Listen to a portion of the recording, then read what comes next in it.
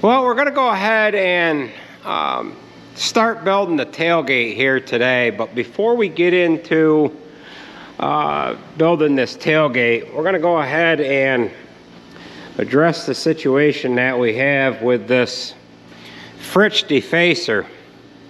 We have somewhat of a broken frame to it. It is 4x12 rectangular box tube, and you can see it's broke in quite a few places here. The top 3x3 piece is broke out, the bottom one is broke out, and we're all sorts of twisted here. I ended up welding in this 3x10 piece here a couple of years ago, a few years ago, and once this broke here the other day, I said, you know, we can weld this all back together, but it's all twisted. And once we patched this spot in, that spot over there should be patched as well, and then it would just break somewhere else. The metal is fatigued, and it's got quite a few years on it. We have a new one sitting outside, so we're just going to swap this out. There would have been more time into fixing this than it would have taken to build a brand new one. We've got this 4x12 in the center here. That's ripped right out of that tube there. In order to fix that correctly, you'd have to cut this center divider out. You'd have to cut that out completely on both sides. Plate this side, plate that side, and then weld it back in. That would be a lot of time involved in that. You'd have to get this back square. You know, this is going to have to be true so that when it goes on the front of the unit, on the front of the payloader, you'd have to have them attachment pieces straight. And it's just a lot of monkeying around. And the new one is built a little heavier than this one here. So what we need to do is we need to unbolt the actual defacer head from the attachment frame. We'll have to get our hoses unhooked, and then we'll just pull this old one out of here, and we'll bring the new one in and bolt it up. So we're going to have to use the gantry. We'll come down and chain up to the head, the defacer head, and we have 2 3-ton chain falls on this gantry. Now, I had some questions here in the past, you know, hey, did you build that gantry? And yes, I did. I built this gantry back in, oh God, it must have been the middle 90s. The one side there is just hung with a 1/2-inch chain. We can slide both chain falls either way. However, this chain fall on this other side here, I built a slider mechanism. Outside of having a trolley on there, you can get a trolley to hook on the actual I-beam itself, and it hooks to that bottom part of the rail, but it lowers your head height because it hangs the chain fall down a lot lower. So I just took some flat bar, put some holes in it, put a bushing up on top, and we can roll this one right back and forth. The one on the other side with the chain, that chain's a little harder to slide. For the most part, we don't move that side, but we do use it to hold silage boxes up in the air. We can hold the front of the body up, lift the back up with the forklift, and then we can just back a truck in. But we're gonna go ahead and get started on this here. It shouldn't be that hard of a job to get things unbolted. We'll have to get things cleaned up here. There are some teeth that are broke off of the drum on this one side. We're just going to weld some regular flat stock on there. Those are hardened pieces, but we'll just get some regular flat pieces back on there. And I'll have to order some tips from Fritch here at some point in time, but the main thing is we need to get this out the door. What we have been using, and I'll do a small video here, we've got a Fritch rake, a Fritch silage rake that just has tines on it that we can claw the face down with.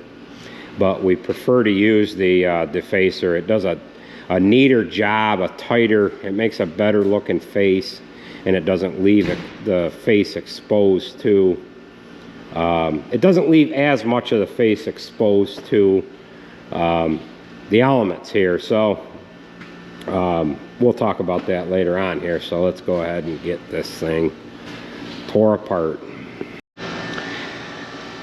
Well, we are ready to take the bolts out of the actual Defacer where it bolts onto the carrier here. I've got the hoses unhooked. We're going to make some new ones.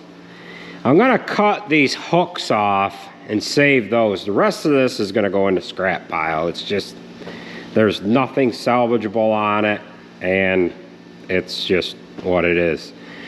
I can use these hooks on another attachment for the payloader. Sometime we'd like to have a set of pallet forks or a set of hay forks to go on the payloader, and sometimes when you buy that stuff it doesn't have the hooks on it that you need. So the other day when I was at Han, I ended up picking up this used torch head, and I've never used one of these before. I never had one of them. I've had Harris and Victor torches. I've got 4 Victor torches, and this is an ox weld. I did get, I'm set up with acetylene oxygen right at the moment because that's what tip is in it. But I have a tip, a propane oxygen tip for it, and I also ended up getting a gouging tip for it as well. This torch, apparently, if it's got the right tip in it, it'll cut up to 16-inch thick material. Now, there isn't any material that I have that's 16 inches, you know, in depth. But if I want to go into a housing or something and torch a shaft or something, I might be able to blow through something like that. Probably not, but this was relatively cheap and it was sitting on the counter, and I figured I would go ahead and try it. So that's what we're going to use here right now. What I need to do is I need to heat these bolts up. These 3/4 inch bolts don't want to move, so we're going to heat them up, get them taken apart with the impact. Once I have the front attachment unhooked, then what I'm going to do is come back here, probably have to hold it up with a forklift or something and torch them hooks off. Get this piece of scrap metal out of here and bring in the new one. Alright, so we will fire it up for the first time. Now, this striker that I've got, I know some of you might find it hard to believe, but I've had this damn thing for 20 years. Same striker, along with the small chain and the hook. I've had it so long that the chain has got some wear to it here. I find it handy to have the striker hooked to my belt loop like this, and you never set it down. You always find yourself setting these down and you can never find them again. Well, oxygen was on a little bit. I couldn't hear that, so let's try that again. So, oh, we are firing back. It must be loose. On the tip there. Alright, we have switched over to the propane oxygen tank here set up. Swapped out our tip. The oxyacetylene tip that we had in there was leaking. So I don't know if we have a problem with the torch head or if it was just the tip itself. So now we're going to try it hooked up to the propane oxygen setup here.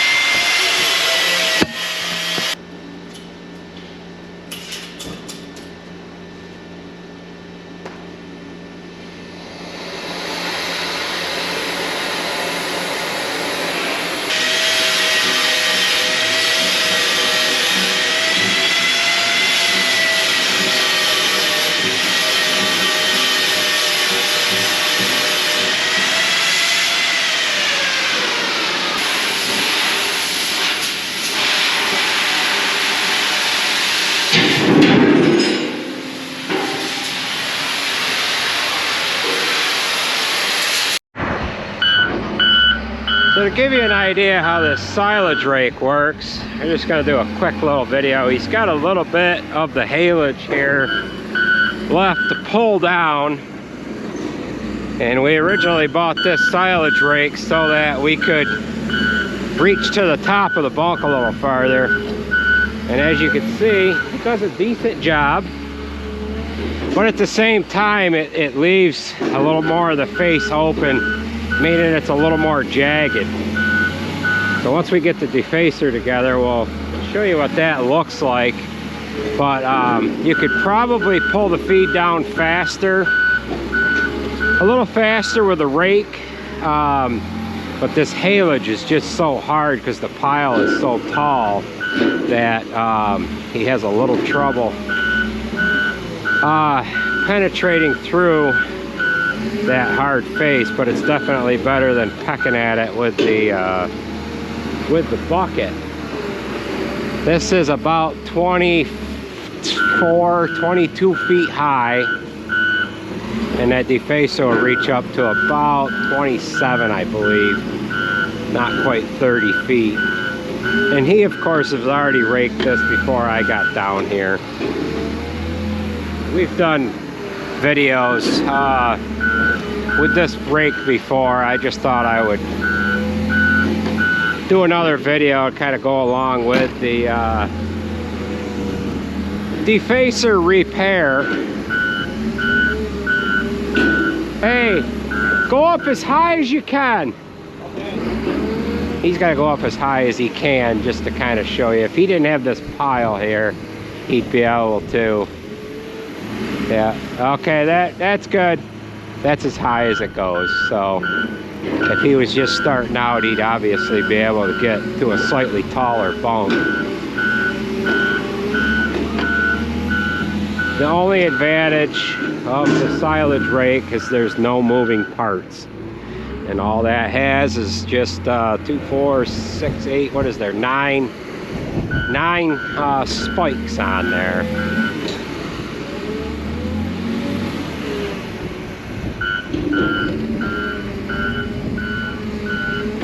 And when I say there's more face exposed, meaning that it's almost like an accordion. So if you measured that space all the way across and stretched it out, it'd be wider than if it was just evenly defaced straight across.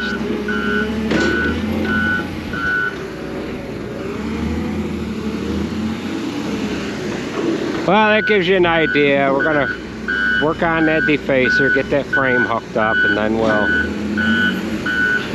do a video on how that works. I've shown it before, but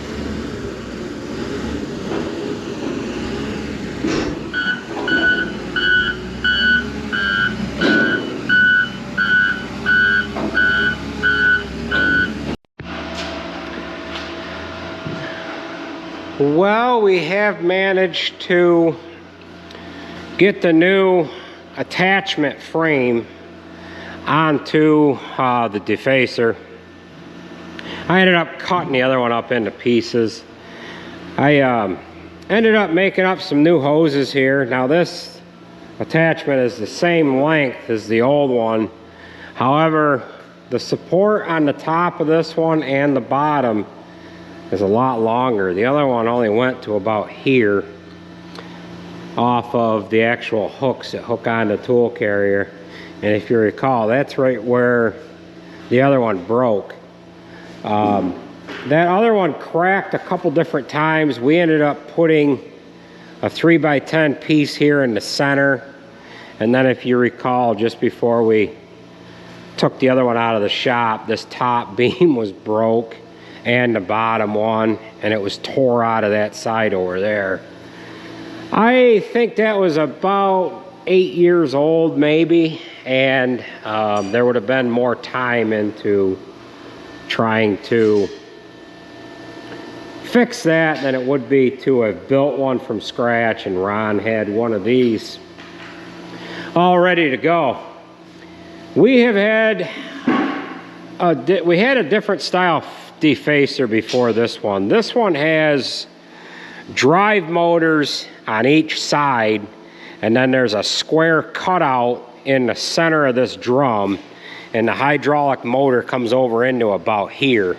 And there's a square drive hub welded on the center of this drum.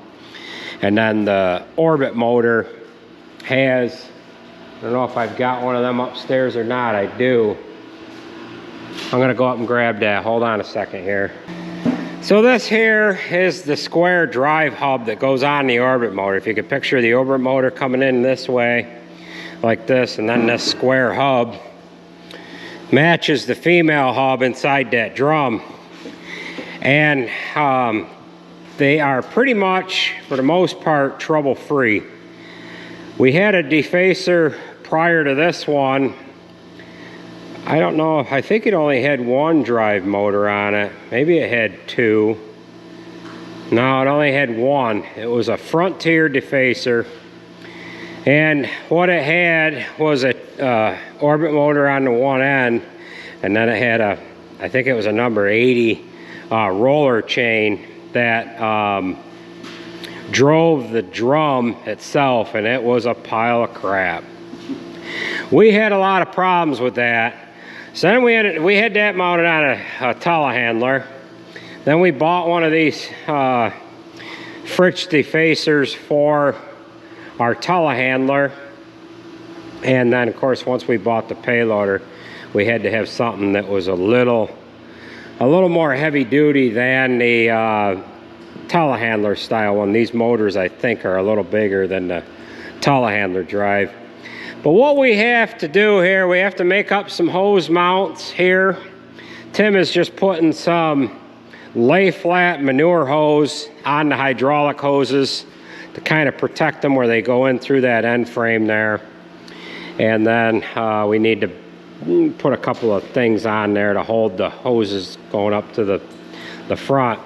Now, and we need to get an end cover on this right hand end. They've run into the wall with this, they've scrubbed the wall with it, and in doing so, they ended up breaking off two of these tines on that outside part of the drum. Now, I'm pretty sure you can buy these tines from Fritz, and I'm almost wondering if they're not maybe hardened steel. But we're gonna go ahead and put on a couple of just regular mild steel pieces of flat stock. Sarah's actually gonna weld them on, and we're gonna test out her welding abilities. We're gonna see how long these stay on there. Now, if it is true that this is hardened steel, these here are gonna wear right down like butter. These older ones here, they do have quite a bit of wear on them, but they have defaced quite a bit of feed. So let's get our ground hooked up here. I'll hold this one in place. You can weld that one, and then we'll get the other one held into place as well.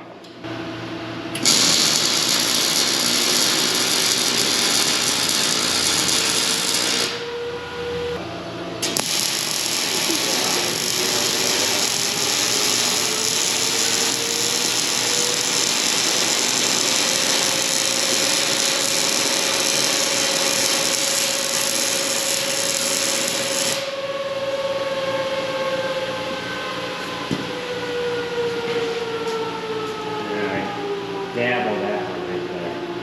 Alright? Alright, let's do it this way. There you go.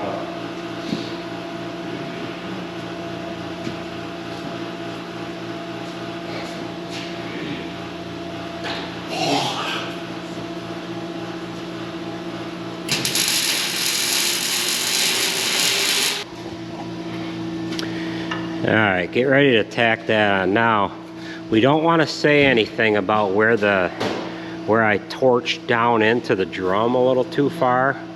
So let's not say anything to anybody. After you get this welded in, just kind of lay some weld over the top of that drum right there. So we don't want to tell anybody. We want to hide that, okay? So okay, you're all set. Tack that.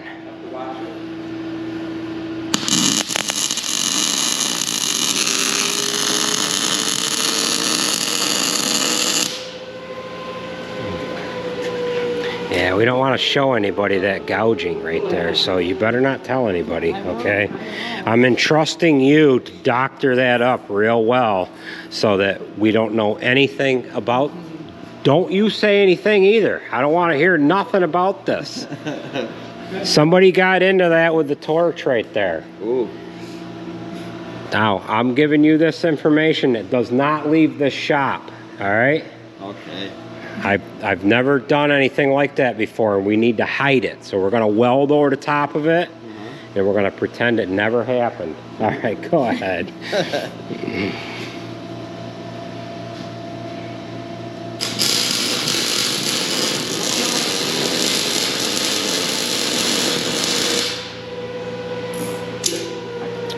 Okay, so she has this second one tacked into place here, and the first one that she welded is completely welded down, and we're not too awful sure how long these are going to last.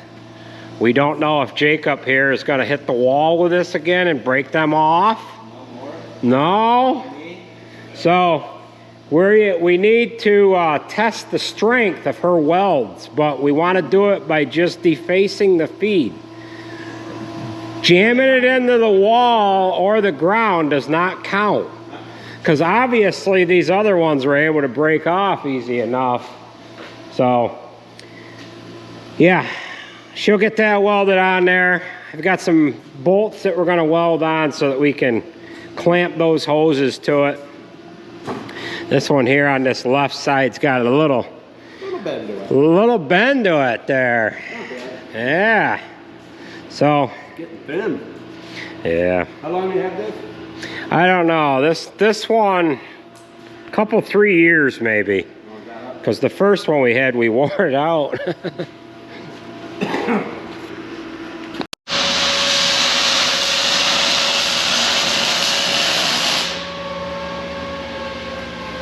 Put a new cover on the other side too.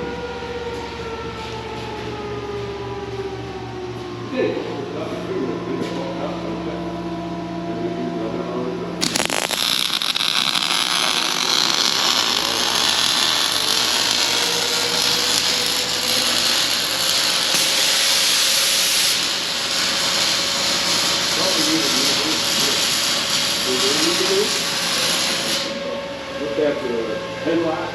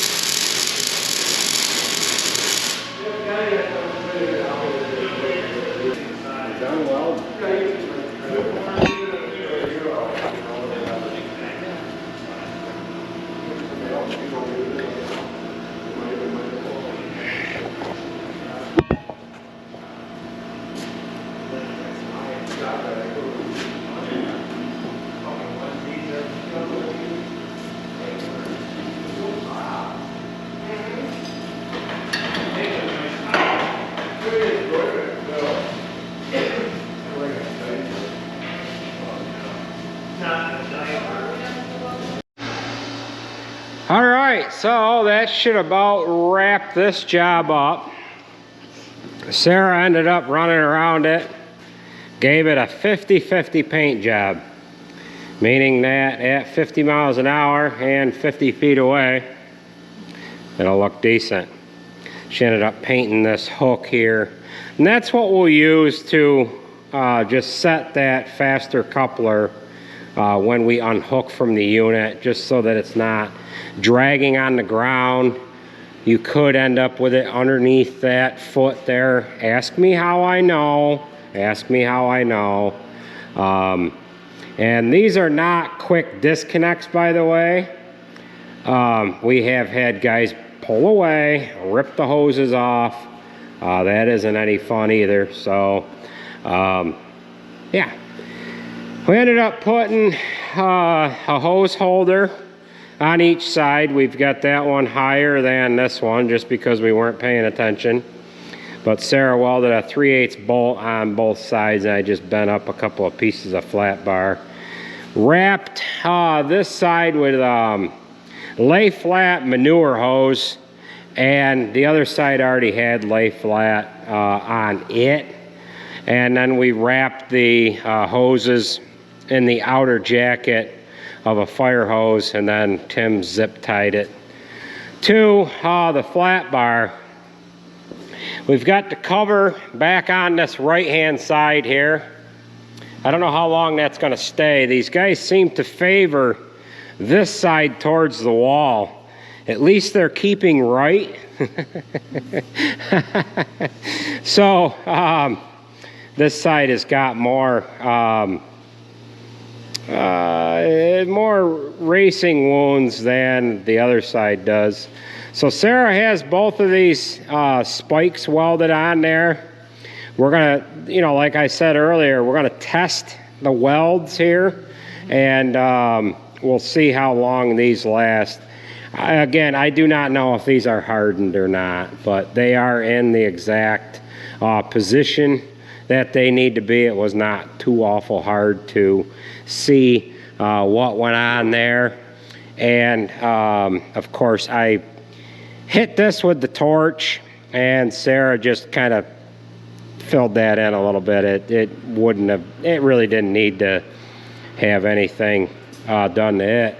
So we're gonna go ahead and roll this out the door, but before we roll it out, we might as well test it, make sure it runs, and then we can roll this out the door. And we're gonna have to hold off starting the tailgate till tomorrow, right?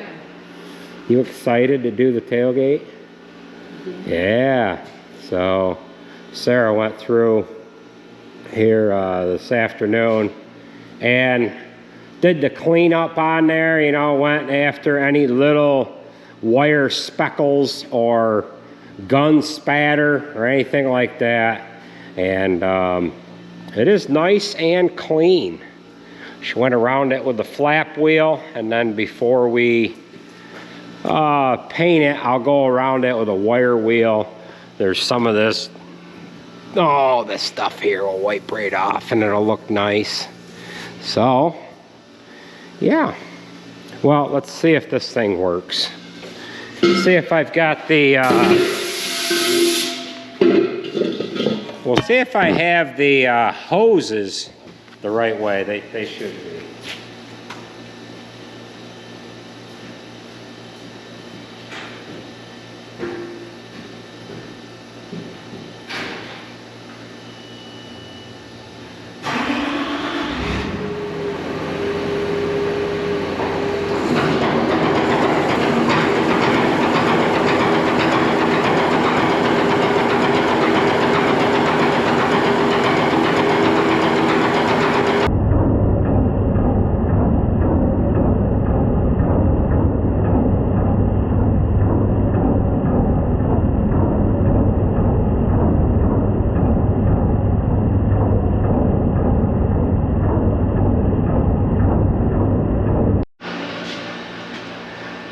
Well, we had to roll a couple of quick projects out of the way. First thing here this morning, one of them was I had to put a new tire on the front, one of the front rims for the backhoe.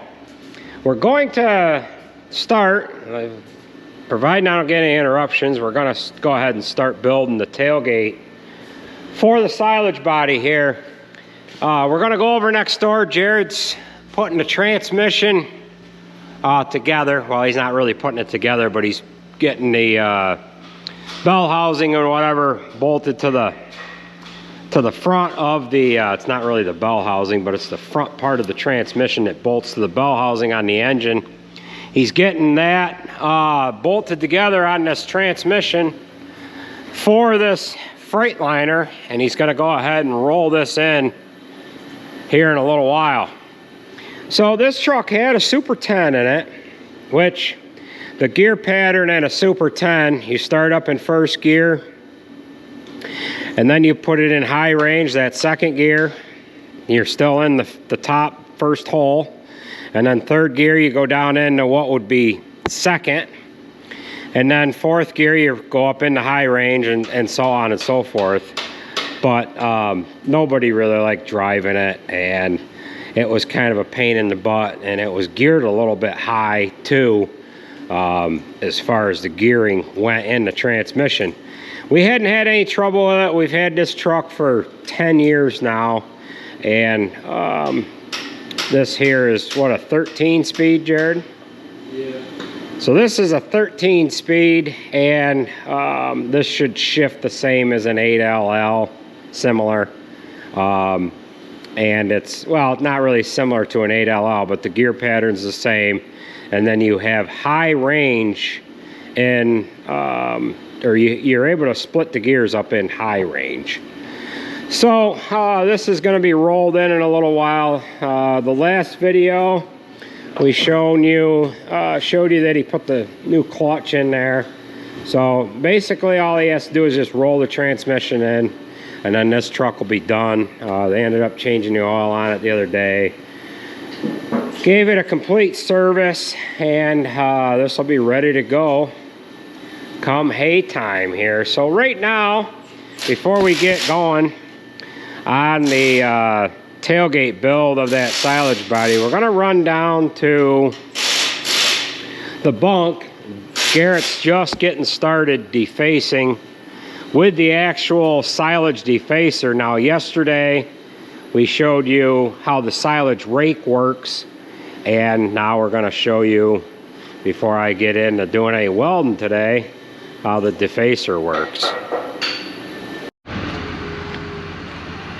So Garrett's just getting started defacing, and being that this bunk is quite tall, what he does is he defaces the bottom first, because if he defaces the top falls into a pile, then he can't reach the bottom.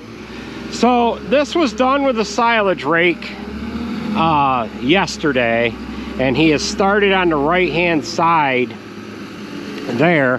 That's done with the defacer, and you can see there's quite a difference with how the face of the bunk looks. So he's done the bottom, like I said. Now he's going to work from the top down, and believe it or not, this is just about as fast running the defacer and then bucketing this up and loading it into a truck compared to not using the defacer. Plus this leaves a tighter face. It doesn't allow the oxygen to penetrate the bunk face, and it decreases spoilage. When you're diving into the bunk with the bucket, you're having to peck at it, and when you're pecking at it, you're actually, you might be disrupting the face of the bunk by penetrating into the bunk by 3 or 4 feet. You don't know it, but you peck in and lift up and then drop down.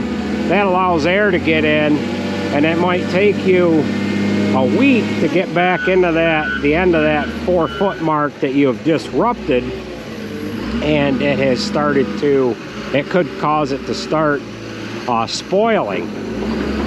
So he's started working from the right, he'll work over to the left, and then he'll come down with a truck and he'll load it onto the truck, take it up to the commodity shed, and it'll be there for when we feed in the morning. We don't have to run around all over the place collecting forages. This bunk here is quite a ways away from the commodity shed here, so I wonder how Sarah's teeth are doing as she welded on. They appear to be on there still. Got to remember, we're testing that weld procedure out here. If they do fall off, it's not gonna, the cow ain't gonna eat it. I mean, it's a pretty good size. It's not like a piece of wire or anything. But once he backs away here, we'll check them teeth on the front there and see how they're doing. Looks like they did a pretty good job over here. I told them to stay away from the wall. Use the rake every couple days. Well, the teeth are still on there. You can see that one right here on the front leading side here. There's a new one there. Rotate it one time.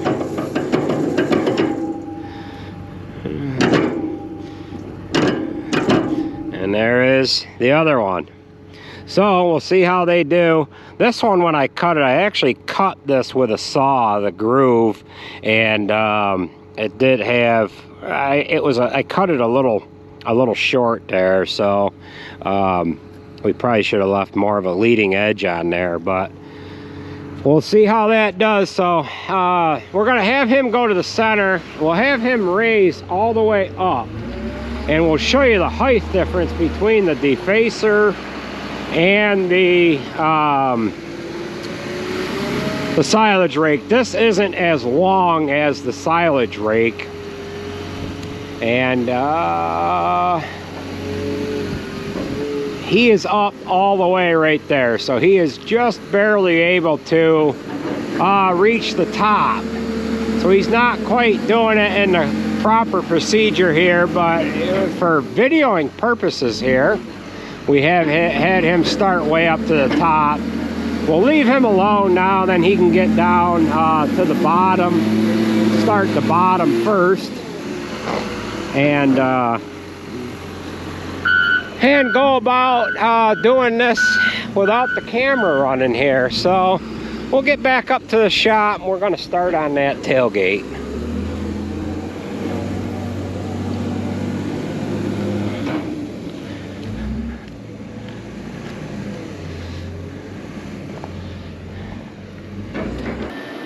Well, Jared has his transmission all rolled into place. He rolled this in alone. See that in there? And what he's doing now is he's trying to locate a PTO. We've learned our lesson by putting used PTOs on. And we have the framework for the tailgate all laid out here. We have our bottom. We end up using a 2x4 rectangle tube for the bottom, and then the rest of the perimeter of the gate is made out of 2x3 rectangle tube. And then what we'll use for the posts and the tailgate is the form material. Now, I'm not putting a grain door in this gate here, but the center posts, I use the posts that, or the posts that have a 90-degree bend to one side, so that the gate can slide up and down between the posts, and then these will be the outsides. So she's getting everything tacked together, then we'll set the posts in. Now, if you happen to notice, this tailgate is tapered. You can kind of recognize this post here is kicked out a little bit, so is the other one. We're 102 inches on the bottom, and we're 105 up top. Reason being, we have a tailgate arm here that comes alongside the top of the box. We're 102 inches wide. So by the time we get a 2-inch arm for the tailgate, we don't want to just have that arm. It looks like crap when you do it that way. If we built the tailgate the same width as the box, and then we set the arm over the side of the upright on the tailgate here, it just looks like, it doesn't look that great. So we'll show you what that's gonna look like once we get this all kind of laid out here. So she has tack top and then 2 on the sides, and then that should hold it rigid enough so that it doesn't move around on us at all here while we're setting the centers in there, like I was saying. And then once we get the centers in there and tacked real nice, we'll cut our sheet metal, move the gate out of the way, get the sheet metal laid down, set the frame of the gate on the sheet metal, clamp it, tack it, and then we'll stand it upright. And what we'll use is a couple of pieces of rectangle tube that are longer than the gate so that we can clamp it, move down the gate so that we can keep that sheet metal nice and tight to the gate. So with that being said, I guess we can keep rolling along here, and we'll step in with you, or we'll step back with you once we get the next phase done here. So I better get to it, right? You need more material laid out, right? Yeah. You think that'll hold? So we went down and looked at the Defacer this morning and did a little demonstration. Those spikes were still on there. They're still holding. So, well, we have the frame of the tailgate all put together. Everything's all tacked together. Now what we're doing is getting this piece of sheet metal ready to put on the back side. Sarah's just getting the one side cut with the plasma cutter, and then because we're tapered, we're gonna have to cut a little strip off of the other side as well. So once she gets that cut, we'll pull this piece of sheet metal out of the silage box over on top of the gate, cut the other side off. She'll just turn around, and then we'll have to get the tailgate out of the way, put the piece of sheet metal on the floor, and get it onto the gate itself. The other way we could do it, and I've done it a couple of different ways before. I have flipped the tailgate upside down, put the sheet metal on there and attack the outsides, and then lift the gate up and clamp a 10-foot, usually I've got 10-foot pieces laying around of rectangle tube, clamp that, and then move it down the gate so you can get everything tacked so you don't have any bellies in the sheet metal. They don't look too good when you have a belly that comes out on you to where the sheet metal is not tight to the upright or what have you. So we'll get these clamps off. We'll just go like, oh, one more time. Yeah, alrighty. Well, we've got the piece of sheet metal for the gate all cut. We flipped the frame over and put the sheet metal on top of the frame. Usually I have the sheet metal on the floor and I push the frame over the top of it, but most of the time, well, I shouldn't say most of the time, sometimes I'm building these alone. So she's just running around the perimeter, tacking down the sheet to the frame. And then what we'll do is we'll come in, we'll lift this up with the forklift, clamp our tube on like we talked about earlier, and then we'll move down the gate, tacking everything to the uprights in the gate. Now I've got a piece of 2x4 rectangular tube sitting on the bench. Now this is quarter wall, 1/4 of an inch thick, and we're gonna use this for the tailgate arm. We're gonna drill a hole in here, 1.5 inch hole.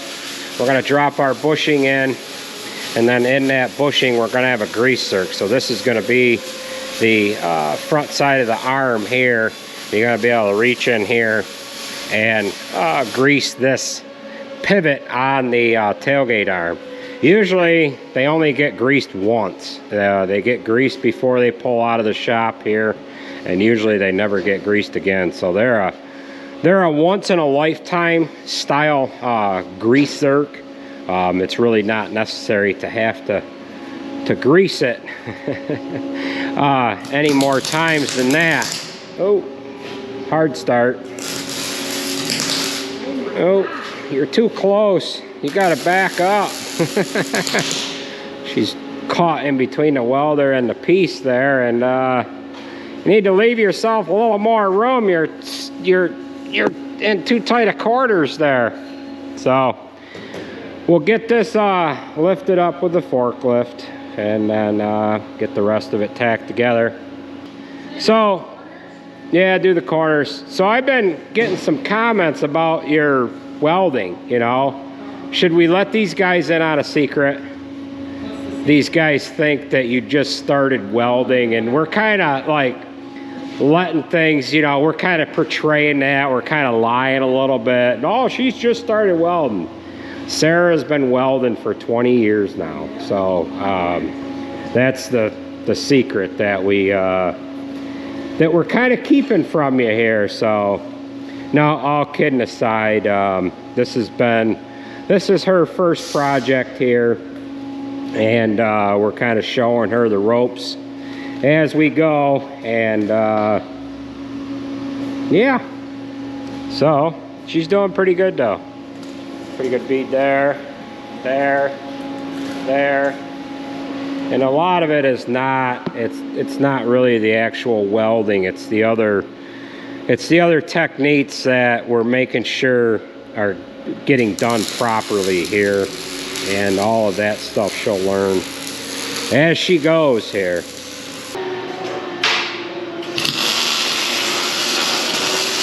Well, as you can see, we now have the gate onto the back of the body. We've got it clamped. We set it on a piece of tubing that is clamped to get the proper height. And then I was off a little bit with my measurement. I've got it shimmed on the one side so that we've got it level or square on the back of the body. So we're gonna let her weld away here. She's putting in a few more stitches before we end up welding it solid, because if you were to leave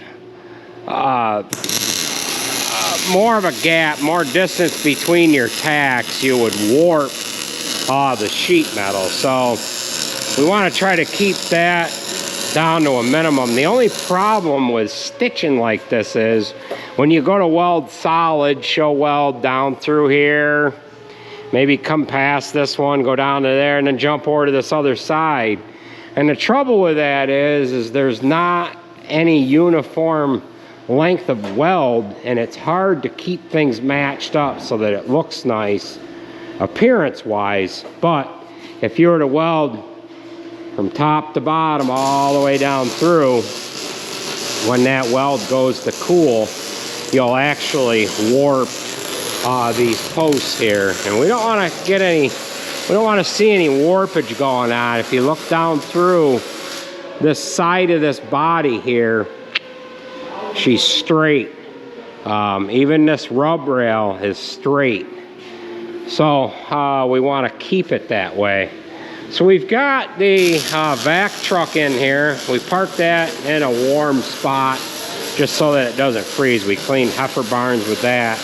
And then this other unit that's in here is our sand bedding truck. We put sand in stalls once a week with this, and they're actually doing a service on this. They're changing the oil, and we have a problem with the alternator, and Tim is trying to get that off of here, and it looks like it's a bit of a mongrel, isn't it, Timothy? Is it a little bit of a mongrel? Yeah. Back in 2019, I put a whole new bed on this. The old bed was wore out, and we've had this unit since 2011, and it's got Oh, what's it got for hours on it? 2,700? Or has it got more than that? Yeah, it's only got 2,700 hours on it, but it's had a new engine put in it. So it's 2,700 on this new engine. We have replaced the belt several times, and on the old bed that was on there, we actually replaced the bed chain quite a few times on it as well. So that's gonna do it for this video. We're a little long-winded on the last video, and we've got some fun stuff left to do on this box. We need to cut the video right now because we're gonna be revealing a few of our secrets, and we need to hide that, don't we? Yeah. So we'll leave off with you there, and then when we come back, we'll come back with you. We'll get a couple of the secrets out of the way. We can't video, you know, the secrets. No, we can't give it all away. So when we come back at you, we'll be putting the hinge, the tailgate arms and whatever like that on there, and we should hopefully Jared should have that Freightliner done that's next door, and we'll be rolling that out too. So what do you think? You don't know? Well, you need a ladder. Yeah, where did that ladder go? Right behind me. So, well, take it easy, folks. I want to thank you for watching, and we'll catch you at the next one. I hope to be painting this. I won't be able to paint it tomorrow. I won't have it done. I'll have it done tomorrow night. But I want to paint this over the weekend and let her dry for a couple days and set up real nice. And then we can start the next project. We've got to reline the one of the mixer wagons. So that's going to be your next welding project. We'll pull the screws out of that white mixer, and we got a set of stainless panels to go in that. So we'll get them in there, and yeah. So take it easy, folks. We'll catch you at the next one.